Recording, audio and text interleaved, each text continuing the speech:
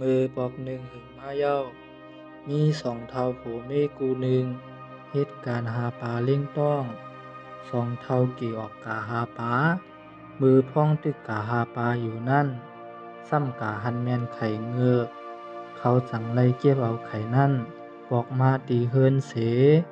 เลี้ยงไว้ในอ่างน้ำเขาเมมันลาตีเจ้าผูมันว่าไข่เลี้ยงไว้เหมือนหนังลูกจ้ายก็หนึ่งในเย้าย้อนสองเท่าเกในอ่ำยำมีลูกมีหลานเมืองเงึกแตกออกไข่มาเย้าเงึกนั่นก็ตัวใหญ่ขึ้นมากูวันแลพาจังไล่ค่ายกาเลี้ยงไว้ในหนองหิมค้างเฮิรนขานั่นสองเท่าเกนั่นเล่งดูมันเป็นอันดีหาปลามาเล่งมันกูวันหนึ่งเงึกตัวใหญ่ขึ้นตั้งใครกินมันก็ใหญ่นำมาแลปลาอันสองเท่าหามาเล่งนั่นก็อ่ำป้ออิ่มต้องมันไลกำเดือนมามันสั่งไล่กินสองเท่านั่นเป็นตั้งกินมันอยู่เย้าไหวเสีนั่นเมื่อมีคนด้วยถึงมีคนหาเล่งมันเงือกตัวนั่นจังไล่ค่ายกายอยู่ตีเมน้ำน่านตีป้อไก่เฮิรนสองเท่านั่นเส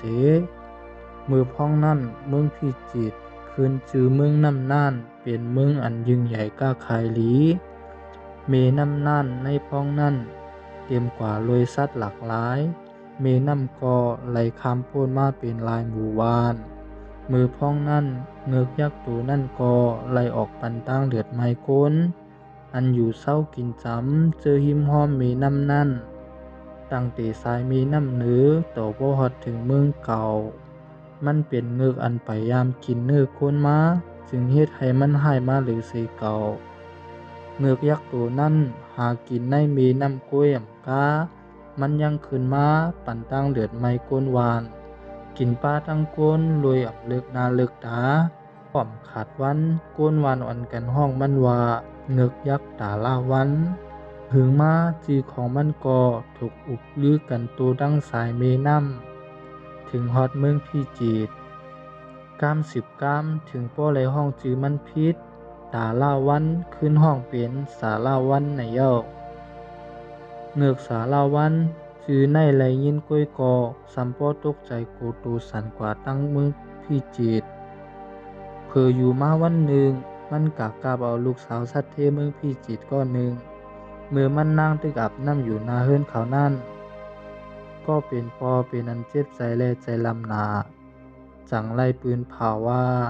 ไผตีคางเงือกยักษ์สารวันตัวนั่นไล่เตมีสู้อาหมวยเงินคำปันและอาปันลูกยิงสาวมันแทงก้อนหนึ่งในเสพ้องหนังนั้นผู้ใจหนุ่มกล้าขายจื้อลือหลังก้อหนึ่งจื้อห้องว่าไก่ท้องลูกมาตีเมืองปอดไตคนเมืองล่ำกันว่าอับเตลูกมาตีเมืองนนทบุรีไก่ท้องเขาลงจือก้อหนึ่งเสตาเตยอบเงือกตัวนั่นมันจังไรออกข้าวตั้งกว่าตีทำสารวันจอมหนังความหมอกลาดก้นหมู่วันทำสารวันนั่นเหมือนเตอยู่ไว้กลางเมน้ำนั่นทางลงหูทำนั่นก็เป็นหูมนมนมีไว้กงสองหูมองเงือกยักษ์ตัวนั่นเข้าออกมาไลก็ลัดถึงตั้งใหญ่ไอสารวันก้นเมืองลือกันว่าพ้องมันผู้อยู่ในกลางเมน้ำนั่นตัวมันยาวเต็มตั้งสองผังเมน้ำไก่ท้องคาแหมเงือกตัวนั่นไรเย้าเสจือเสงเงือกยักษ์สารวันนั่นก็ยังตึกลือหลังกายอยู่ปองหนึ่งหึงมาเย้ามีขาดพี่น้องสองข้อเป็นลูกสัตเทหลวงเมืองพิจิตรมีจื่อห้องว่านางกะเพราแก้วเป็นปีนางกะเพราท้องเป็นน้องลุ้นตั้งสองก็ลงกาเล่นน้ำนาเฮิรนเขาพ้องหนังนั้นเงือกยักษ์สารวันออกหากินก้นป้อปั้นจอดกาเซงจอมสายเมน้ำเจ้าสัตเทจึงไข่ปันลูกสาวมันออกกาเล่นน้ำพ้องยามนั่นกล้วยหนาสองยิงสาวนั่นเฮ็ดหือกอลัดทอมว่าเตกาเล่นน้ำในติ๊กลาตีโปสัตเทเขาว่าโลไม่ใจเขาเตโจปีเลี้ยงเขาลงกว่าเล่นน้ำจอมในเสยามนั่นสารวันเป็นเงือกอันมีใจเมือกให้มันลายหางมันเป็นก้นแดงเงือกกะมาลายมันลุยน้ำมาหันนั่งกับเผาท้องลูกสาวสัตเทนั่น จึงไลมีใจใครไลมาเปลี่ยนเมมันจังไลกลับเอาลูกยิงก่อเลื่อนนั่นลงกว่าจอมตีทำมันมือนางกะเพราทองตื่นขึ้นมาก็ไลตกใจตั้งหังดีทำลงนั่นย้อนมีป้าใจหนุ่มหังผาหังดีอยู่จอมเสนางจึงฮู้ว่าใจหนุ่มก็ในเป็นเจ้าสารวันกล้วยนางเต้อำสนใจเจ้าสารวันเสียอีกกล้วยกาลวยมันมีคาถาอาคมจึงเป่าเฮ็ดให้นางกะเพราทองเมาหักมันยอมเป็นนางเมมันกว่าพ้องหนังนั้นอันเป็นเมสารวันแทงสองก้อนั่นมีชื่อว่านางวิมาลาลิมลายวันเข้ามาหันแมนขากำนั่นจังไรมีใจแคนเสอำป้อใจตีนางกะเพราทองกล้วยกาจึงหือกอมีอำนาจว่าตีเจ้าผู้ไลแลไปก็เปลี่ยนปอสัตเทนางกับเผาท้อง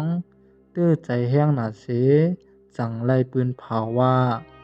ไผตีฆ่าแหมตายเจ้าสารวันไหลเตมีสู้รับอาหมวยปันแลอับปันลูกยิ่งนั่งกับเผาแก้วในเย้าวันเย้าวันป่วนกว่าผู้มีคาถาอาคมทั้งหลายไล่ออกข้าวตั้งมาตีเมน้ำน่านเมืองพิจิตรถูกตกเป็นเหยื่อเจ้าสารวันทั้งนำทั้งหลายจังไรมีใจหนุ่มก้อนหนึ่งชื่อห้องว่าไก่ท้องใจหนุ่มก้อนในหังพังหังดีนาลูกมาดีเมืองนนทาบุรีมันใจมีตั้งหัดหานและคาถาอาคมอันกัดแขนย้อนเฮียนมาตีอาจารย์โค้งเสมันใจว่าคาถาอาคมอันมันใจมีไว้นั่นว่าตีข้าแหมในเจ้าสารวันในเสเจ้าสารวันอ่อนตั้งตีญากันตั้งใจไก่ท้องก็ไลนอนพันห้ายหลงว่าในธรรมหลงนั่นมีไพ่ไม่เต็มกว่าโมดมีตั้งแผ่นดินไว้ตีเฮ็ดให้ทำนั่นสันกาโมดมันทำนั่นตีกุนปังลงมาผือกำนั่นมีหางคุณผีบ้านหนึ่งนื้อตูเป็นสายฮือแล้งใจหลับพันที่คอเจ้าสารวันนั่นขัดกว่ากำเหลวผือมันตื่นมาเจ้าสารวันเป็นอันไม่ใจเลใจอ่ำลีจังเอาลองตีมันนอนพันนั่น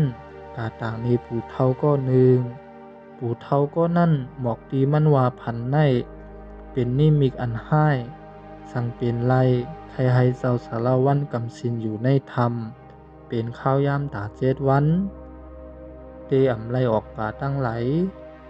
ป้ออ่ำนั้นตีทุบยาเพียนให้ลงในเย้า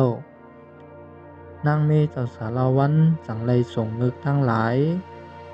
ไผเอาหมักหินมาอึดปักทำไว้อย่าให้ไผก็ไหล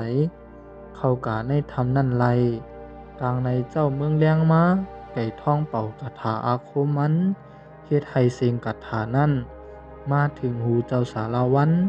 ตีอ่ำยำเป็นยำมีมาก่อนนางวิมาลาคัดใจให้หามไว้กล้วยกาเจ้าสารวันกออำขามไลเสียงกาถาอาคมนั่นไลแลจังไลออกถ้ำกว่าลายห่างเป็นเงือกยักษ์ลงเสขึ้นมาต่อสู้กันตั้งไก่ท้องการต่อสู้กันตั้งไก่ท้องและเจ้าสารวันภายไลก็ย่อมภายไลถึงหนังกำหนึ่งไก่ท้องขึ้นอยู่เนื้อหลังเงือกยักษ์ไลเอาหอกอันมีกาถาอาคมมันเสปักลงที่ข้องเงือกยักษ์ตัวนั่นเฮ็ดให้กาถาอาคมเงือกตัวนั่นยอมลงเงือกตัวนั่นก็อำขำไลเย้าแลได้ตั้งหมัดเจ็บเสหายตัวมันปอกมาขึ้นตีท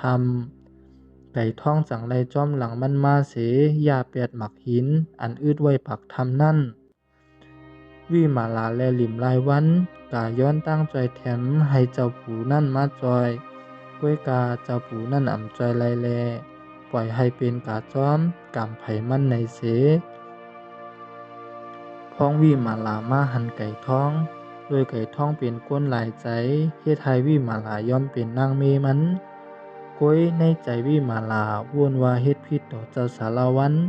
สั่งไล่ลักออกปลายแปดมือไก่ท้องจอมหลังมันนางนั่น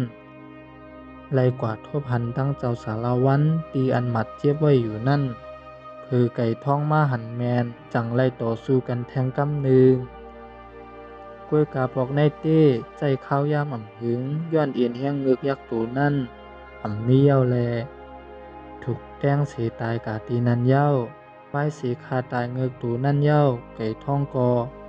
อ่อนเอานั่งกับเผาท้องกอกมาขึ้นเมืองพิจิตรสัตว์เทก่อเปลี่ยนปอเปลี่ยนอันยินจมเต้เต้จังไรเฮ็ดป้อยปังเขียกปันไก่ท้องและตั้งนั่งกับเผาแก้วจ้อมหนังเจ้าสัตว์เทเลยลาดเอาไว้เย้าไก่ท้องยังมีใจว่วนถึงวิมาลาจังไรลักกาอยู่กินจ้อมกันรวยใจกาถาเป่าให้นั่งเป็นก้นไหลกูตีย้อนนางมีใจแค้นเสลายห่างเป็นเงือกเสมือหาพิษนางกับเผาแก้วเฮ็ดให้ไก่ท้องก็เป็นโผเขาตั้งสองมาหามไว้อย่าไล่พิษหม้อกันกำลืนจังไรย่อมปล่อยให้นางวิมาลากระทบกวนตีหลีกล้วยกาลองตั้งจึงในกออำเฮ็ดให้ก้นหลายใจหนังไก่ท้องเลือกไล่